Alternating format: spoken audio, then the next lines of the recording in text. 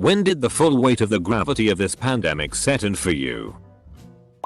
When my boss called me into her office and asked me whether I could work from home. As a precaution. So that the entire department would not be paralyzed if somebody were infected. This was in March, I believe. I'm still working from home. Same. One day in March we came into work, they sat us down, trained us with a new virtual phone and new login and said go home. They thought we'd be back in May. It's been pushed back to April 2021 at this point. It's been a year since I've seen my family. My nephew and niece faces have changed. I'm sad I missed those changes in person, but I'm so glad we are all still here. I live in New York City. So seeing images of places like Times Square virtually empty, relatively, was something else. I commute to work around lunch hour. Right before shutdown was announced. Driving 20 minutes to work and seeing the interstate completely empty was different. I had just bought and renovated a bookstore with my life savings and was always busy.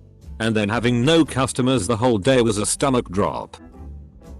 When a bunch of billionaires decided to willingly suspend the NBA season.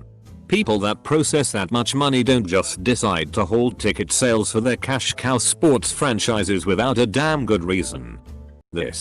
I never paid attention to the swine flu, bird flu, coronavirus etc. until billionaires volunteered to lose money by shutting down the NBA NHL. Then watching Italy and NY struggle with all those deaths stressed me the hell out. It boggles my mind that intelligent people I know still call it a scamdemic. My wife may never see her 94-year-old mother in person again as she lives in a city far away. My grandmother is in her late 80s and it has been far too long since I visited her. Her nursing home was closed to visitors for such a long time.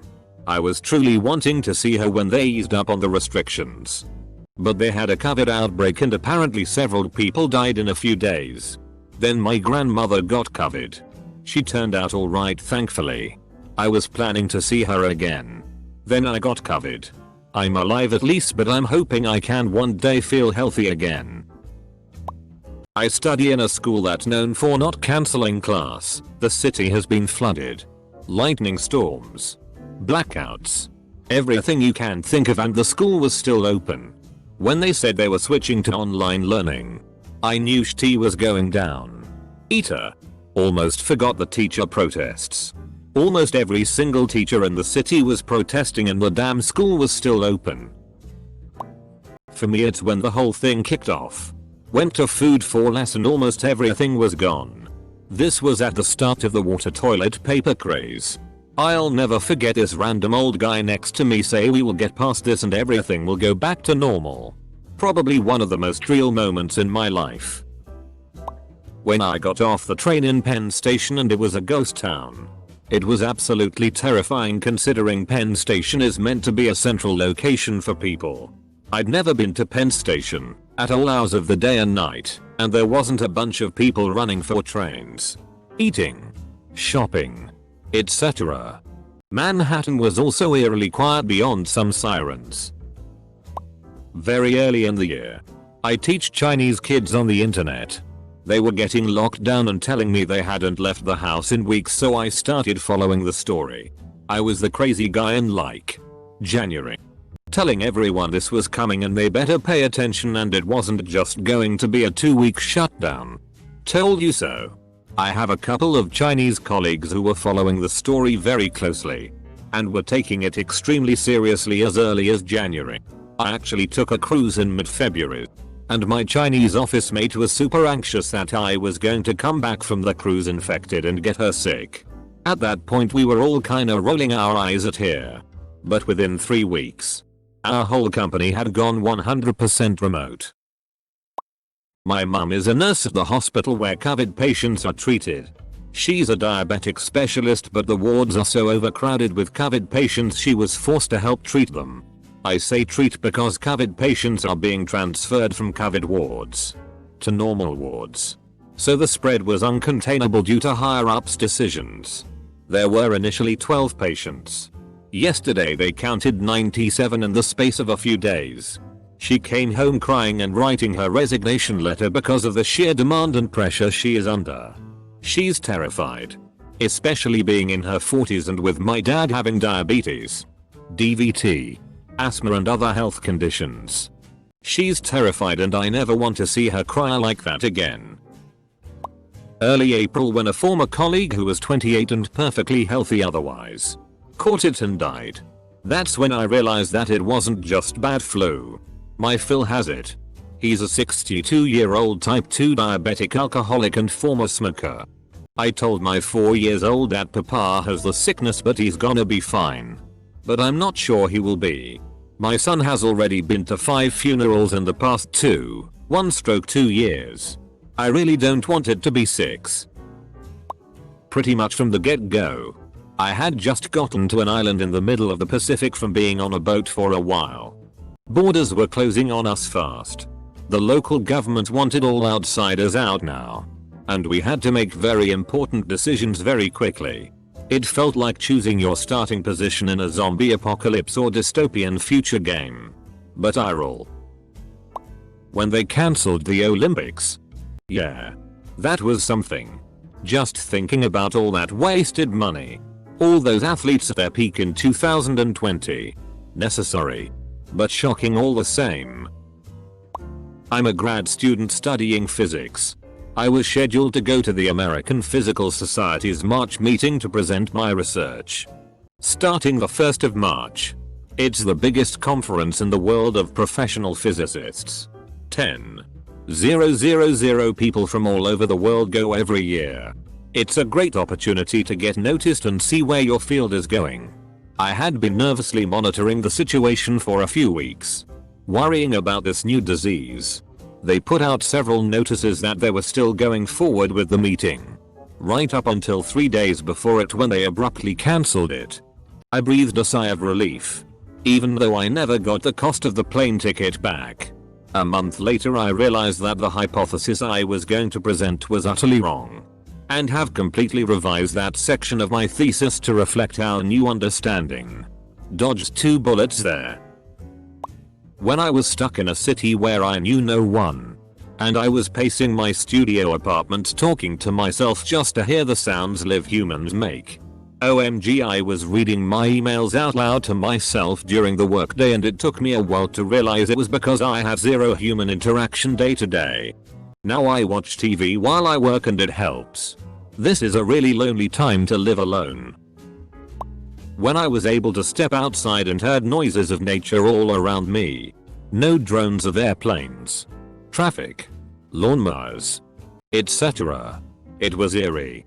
That's what it was like after 9/11. I remember we were eating dinner and we heard a plane and the whole family jumped up to go see it. It was an army plane and it was creepy. When China locked down Wuhan. If the Chinese government, not known for caring about human life, thought locking up 5 million people was the better option, then COVID was going to be bad. Edit. Wuhan has a population of 10 meters. The first time I had to use an unapproved app on my phone so a family could say goodbye to my patient. It was emotional and more distant than it should have been. March. Today. My housemate was going to spend his Christmas vacation with his girlfriend in another state. He just told me last week and he was really excited about it. Today he came into my room and said he wasn't going. I asked him if they had a fight. He said no. She had just died of COVID. She didn't even have it last week. I just feel numb. How could this happen so fast? 2 times. First was driving back through Nick in April and seeing freezer trucks full of the dead. That is when I realized the extent of the pandemic on society. Second time was just the start of November. When I went through a breakup and realized that I am just cripplingly alone during this pandemic. I am a social person with social hobbies and now I rarely see or talk to anyone. I have never been closer to suicide. I'm doing slightly better this week. But that's when I realized the impact of the pandemic on my psyche and ability to connect to people. And X200B. Edit. Thank you, everyone, for the support. You all make these little pockets of Reddit shine. I had already lost my job before the lockdown happened. The one I just before the lockdown was for a bar which got shut down at the end of March.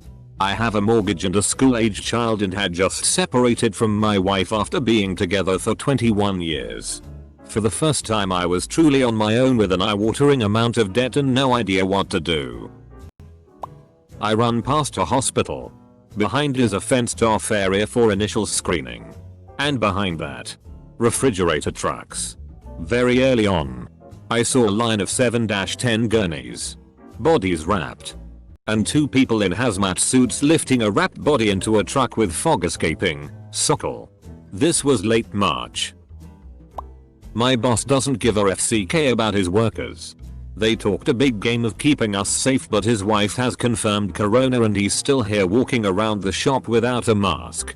Some of us are on the verge of quitting. I'm not sure where you are, but I'm pretty sure that contravenes some kind of health order. Contact your province's state's covered authority and report him. He'll get a nasty fine. At the very least. Every day now is fresh new gravity. The worst of times beyond anything I could have imagined. Life was so good before. And I didn't appreciate it enough. Life was so good before. And I didn't appreciate it enough. Agreed. I miss the weirdest things at the moment. The strongest one is, I miss going to stores for no reason. Just wandering around a hobby or hardware store. Looking at plants in the garden section. Sitting on couches I'm not going to buy. Weird. Frivolous things I didn't know I enjoyed so much. I was out camping with my friends on spring break. On day 3, I get the notification that 2 NBA players, Rudy Gobert and Donovan Mitchell, have contracted the coronavirus. 5 minutes after this announcement, the NBA announced the suspension of the season. My friends and I proceeded to watch the dominoes fall as everything began shutting down, postponing, and then we get an extra week of spring break, and then one of the shittiest educations we all have ever received. Early on, some experts were saying it wouldn't end until 40-70% of the population gets infected or vaccinated. That's when it hit home for me. I was like, whoa, that's a big number. That's the way it's panning out in the hardest hit US states. The Dakotas, Iowa, Michigan. They hit 40% plus prevalence in testing. And now their 14-day average of new cases is declining. The bad news is that those are the states with relatively low population density. California is next up. And that's gonna be another nick in terms of cases and mortality. In March, when the WHO, World Health Organization, announced it as a pandemic, I thought to myself, oh shit, this is really serious. I'm baffled at how people treat it now though. With millions of cases and nearly 1.5 million recorded deaths total. Stay safe. Please.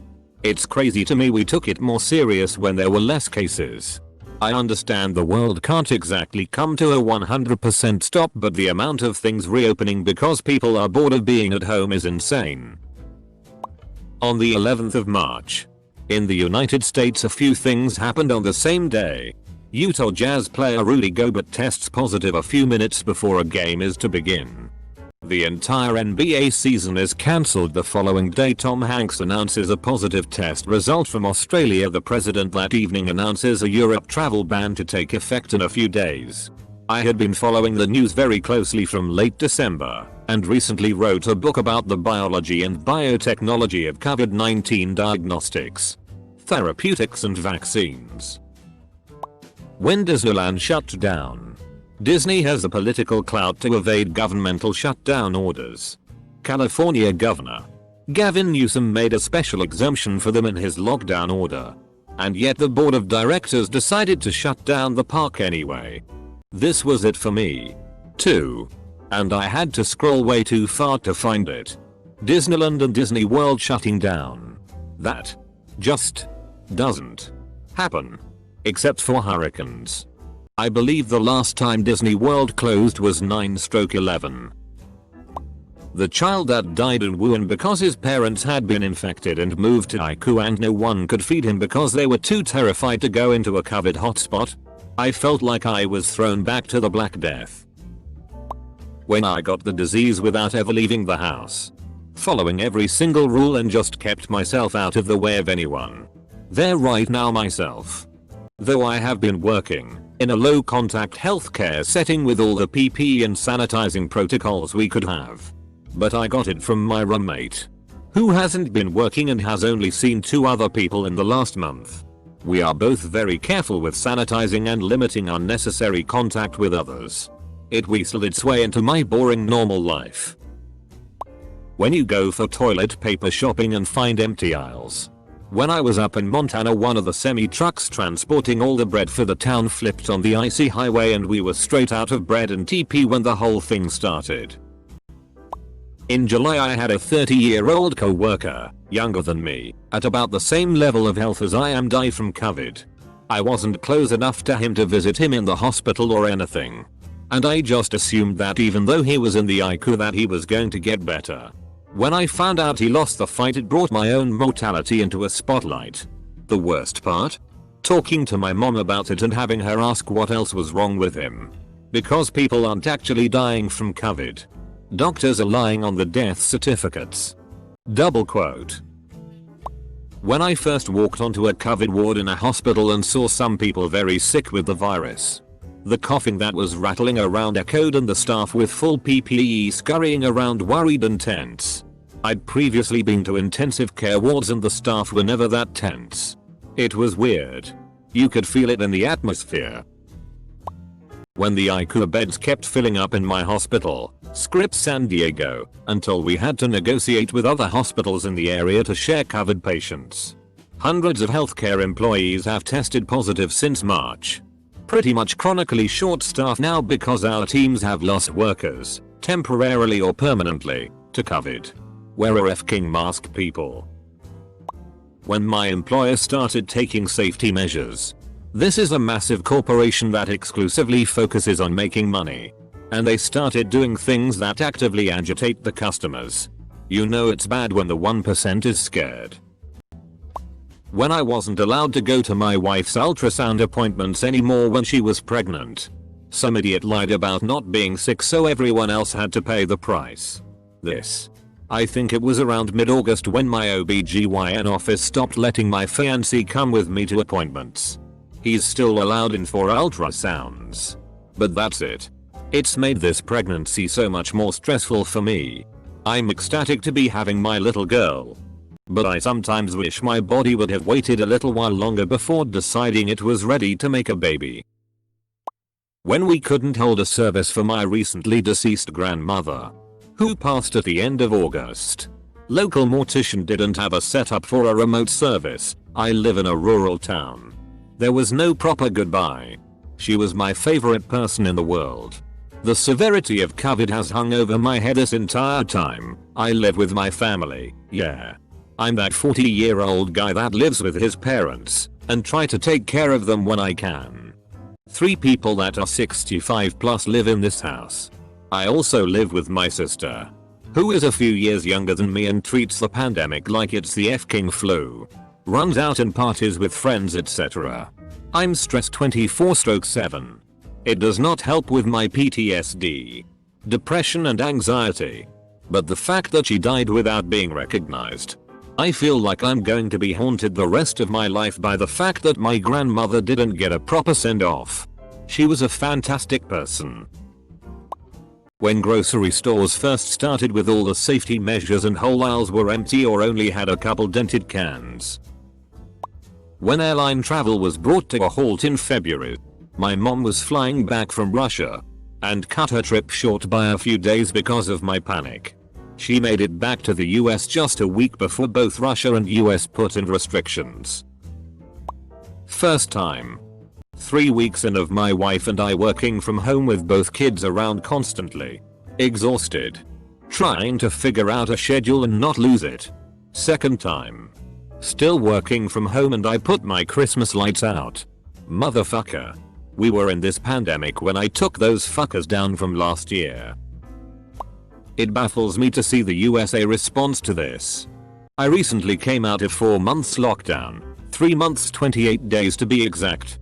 Our hardline responses have seen us essentially eliminate the virus, always remaining vigilant regarding a recurrence however. We were only allowed out for one of 4 reasons and no more than 5 kms from our home. It was stressful and very hard on everyone, but we have seen the virus eliminated. I was working at a nursing home and towards the end of March we were given notes signed by the CEO detailing that we were essential workers and where we worked. We were given them to keep in our cars just in case we got pulled over for driving during lockdown. The day that Bernie Sanders said that we were looking at a level of impact on par with a major war and deaths greater than any we've seen in wartime since World War II. He was abso-fucking-lutely right. 2. I hit my 1-year anniversary at my first job out of college in June this year, and I realized had I just been 1 year later I wouldn't have a job. I wouldn't even have the motivation to find a job in a pandemic. Thinking about all the kids that are graduating or close to graduating. Everyone applying to colleges right now. I hope they're okay. Whatever that thing is called, not motivation but like my expectancy to grow up and have a good life. That must have taken such a hit this year for people just getting into the real world. I wonder what long-term effects we might see there. Job application rates. What jobs are applied to? What the Zoomers set as reasonable life goals? People's faith in schools. Jobs. Government. Everything was challenged and brought into very ugly light this year. And I just hope the kids are okay and still feel safe to dream. Just last week, when I realized that all the federal government has done for us is give $1,200 of our own money back to most of us and then said good luck. I was in the middle of the Arctic tundra for work. Our work got cut short, but that meant I had to stay an extra week. I went into camp with it not being on my radar, and just before I came out 3 weeks later I spent a whole day crying trying to figure out how I was going to come back to family. Several members are immunocompromised, without getting them sick. It felt like the world had completely fallen apart while we were there. Most of what we knew of what was going on was from the news, so it felt like the apocalypse. My DR required me to induce my baby. He said, back in April, that I needed to get in and out of the hospital as quickly as possible. I was required to get a COVID test 2 days before and had to wear a mask the whole time even while giving birth. TBH, it still hasn't. I take all the precautions, but it's really hard to understand the impact of it without anyone I personally know having contracted it. I think with just how crazy the world feels right now, it's hard to be anxious about so many things. But that doesn't mean anyone should take it lightly. I saw an article from New York Times that will forever haunt me. At the time, there were no cases where I live in the middle of nowhere. But Nick was already losing lots of people every day. To the point they were burying the dead on Hart Island, Nick's public graveyard. The photos were terrifying. Just plywood boxes stacked upon plywood boxes. Full of COVID-19 victims. All being buried in a mass grave. It still horrifies me to think about. But it was then, while I cried for those people, that I knew this was going to be so much worse than I had expected. When the nursing homes in my first due area, I'm a paramedic, had an outbreak, we started picking up patient after patient and it always looked the same. The patient would be breathing way too fast. But they weren't getting enough oxygen. Lethargic and miserable. Just suffocating slowly. And other than giving them oxygen, which was scary for me because of possible exposure, there was nothing I could do. I remember walking out of the ER back to the ambulance after one particularly bad night and being terrified.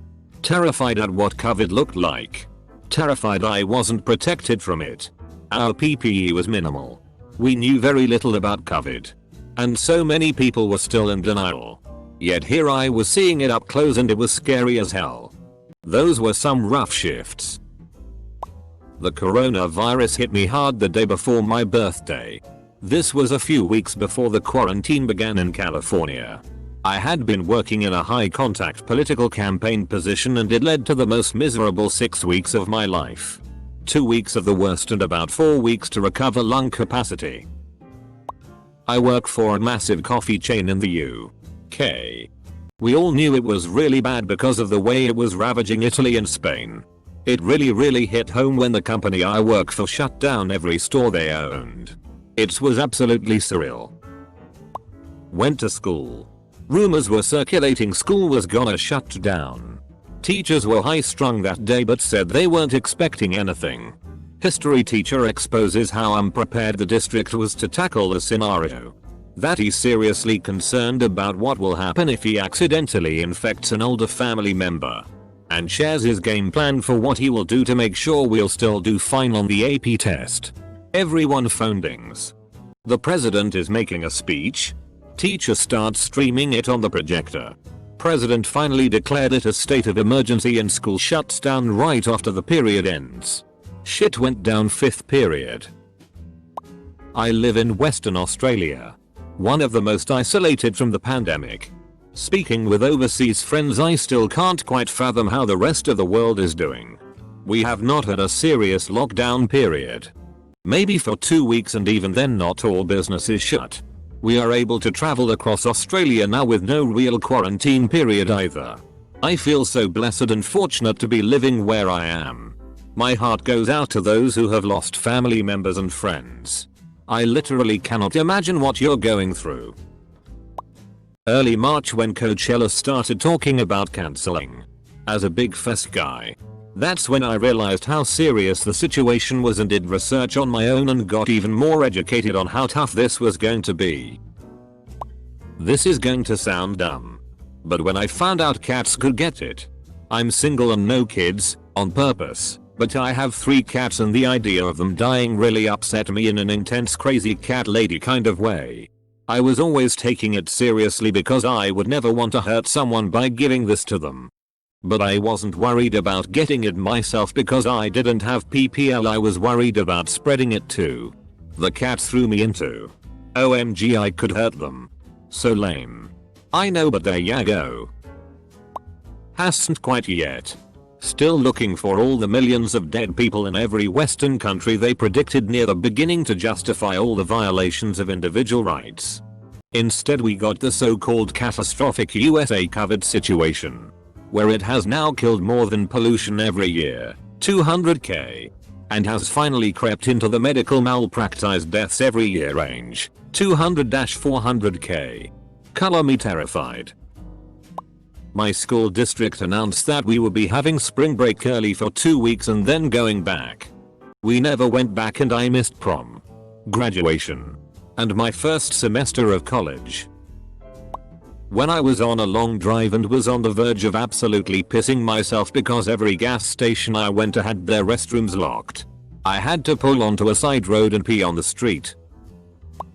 When the hobby shops I frequent closed, my primary social interaction for much of the last couple years was around a table playing D&D. With that unavailable, I started going stir crazy. I was walking down my block and saw 2 guys in hazmat suits taking an old lady out of her apartment building in a stretcher into an ambulance. The next week there was a bunch of furniture out in front of her house on garbage day. I was worried when I heard about a mysterious new virus in Wuhan. I get really apprehensive once I heard we had domestic cases.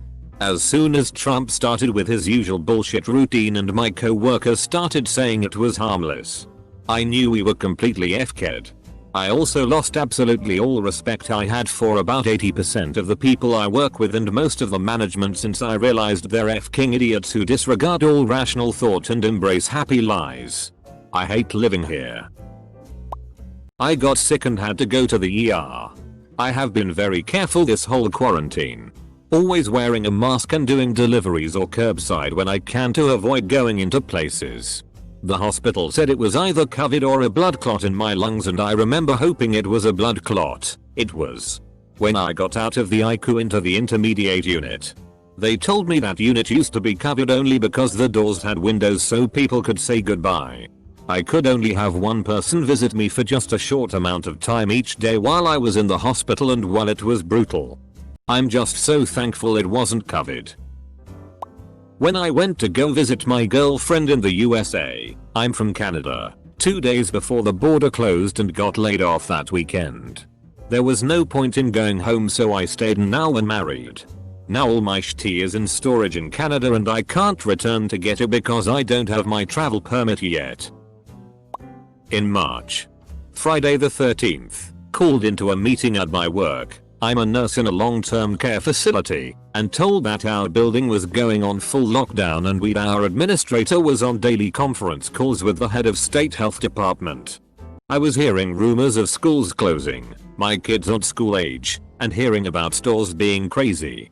I got off work and proceeded to drive by the local Walmart and the parking lot was packed like I've never seen before.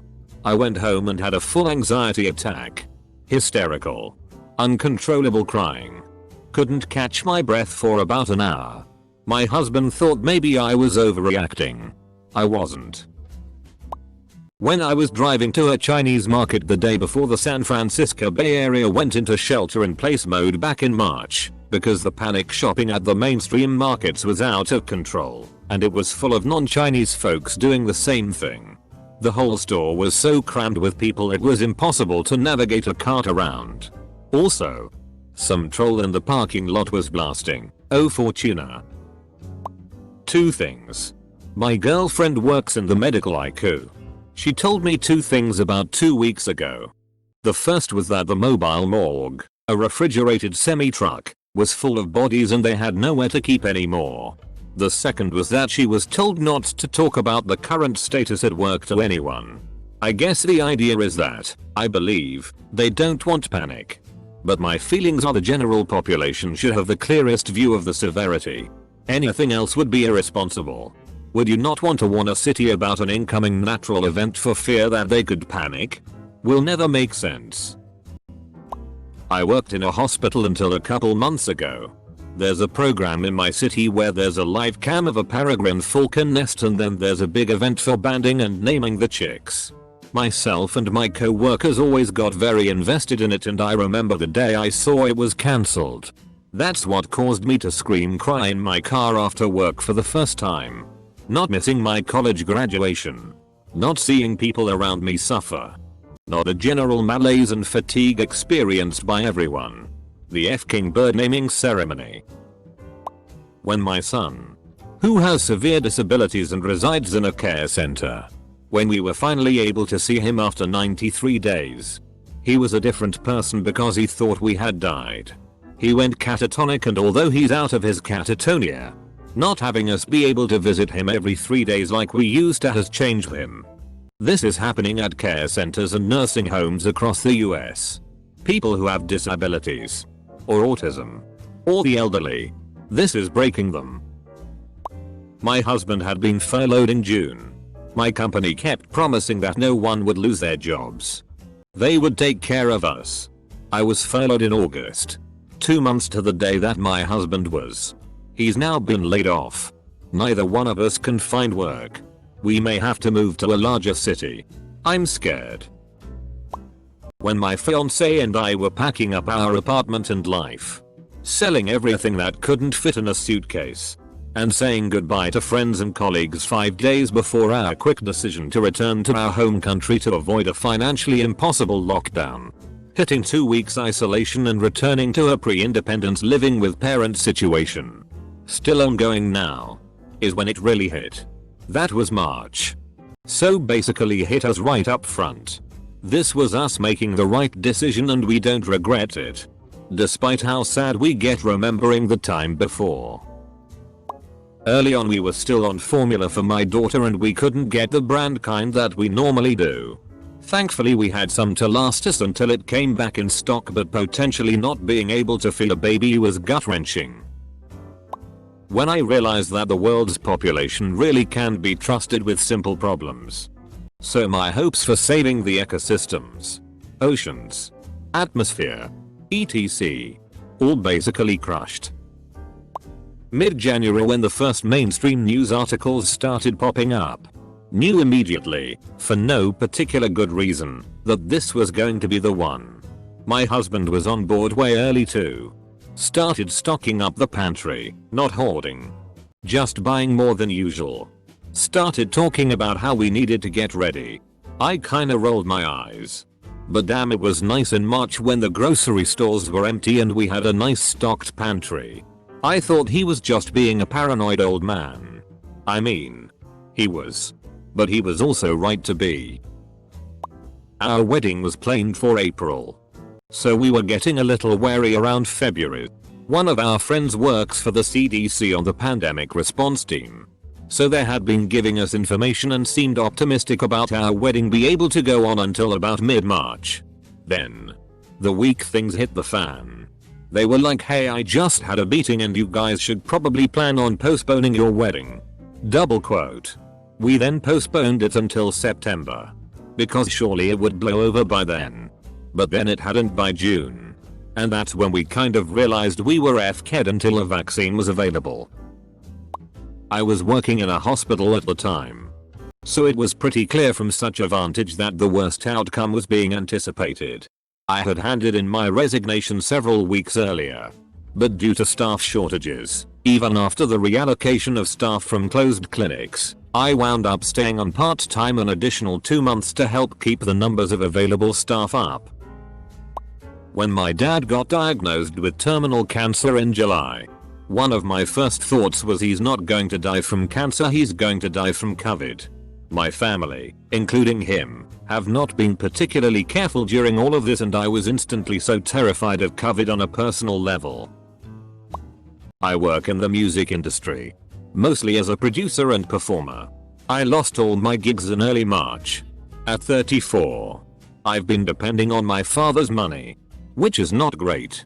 I've been working towards a career change to programming.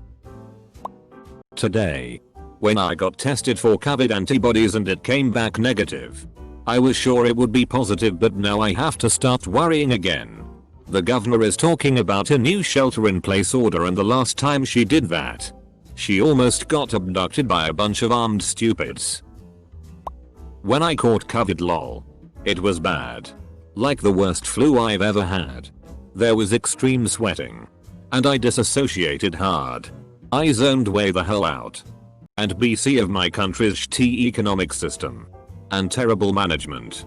I had to work if I wanted to eat. In general, when I saw a video how Italian doctors had to decide whom to save and whom to let die. Struggling patients all into small rooms and on the hallways. Staffing running left and right.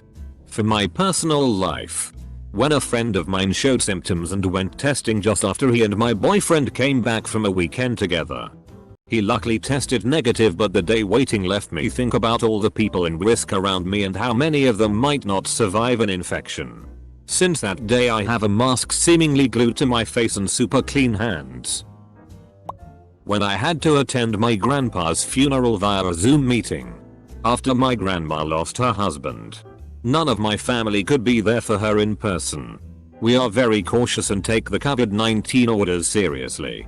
But it was heartbreaking. It hasn't. I work in retail and not much has changed. Same stupid customers that you could always spot at a glance are now slightly more apparent. I still have to come to work sick if I want to eat food and pay rent. No, they haven't told me to go home, and yes, I have since tested negative. The company still blatantly doesn't care and I don't get hazard pay either. So yeah, I get it and I wear a mask and I do my best to stay away. But for me life is just the same old shitty show. My husband told me that some satellite or something picked up huge amounts of heat in a field in China. He didn't tell me that what I was supposed to take from that information.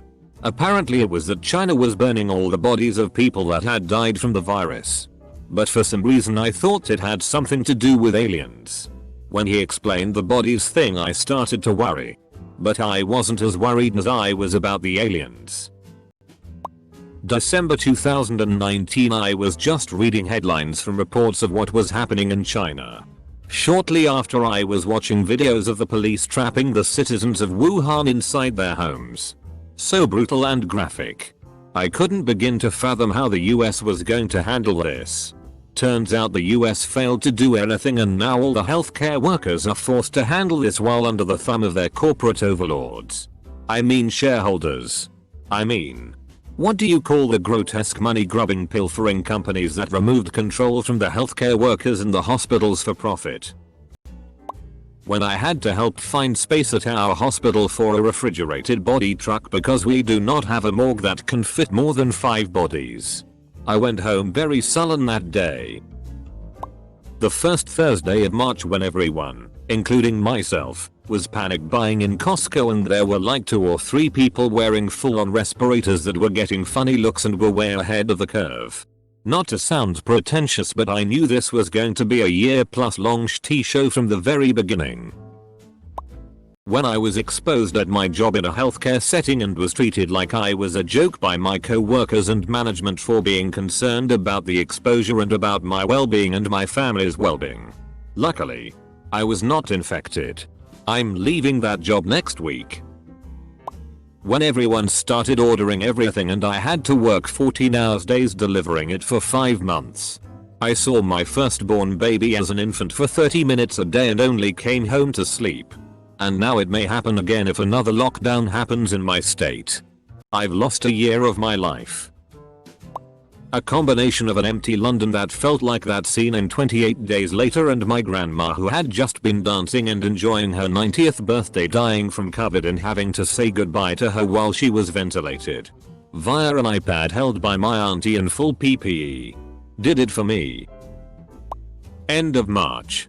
When the governor redacted his promise that the kids would be back in the classroom by May. I was so pissed off at my neighbors. Having BBQs and parties as though nothing was wrong all summer long while we stayed inside and away from everyone. I've moved beyond anger toward them though. And just wish they'd hurry up and take themselves out so the rest of us have a chance to get on with our lives at some unforeseeable point. March. When they closed the schools and I was laid off from my job and then everything went into lockdown. That was my first clue this was bad. Before that I was in a bit of a vacuum news-wise due to circumstances beyond my control and didn't really know anything was happening. Around January I started getting nervous that this might become a very big deal. By early February I was warning my family and recommending masks and distancing. My husband works for a major hospital. Top 3 in the country. It hit how serious this was towards the end of March when I was sick with suspected COVID. And they shut down the hospital. All his co-workers were told to just take their workstations home. Don't bother to check anything out. Take what you need and go home. They fired contractors.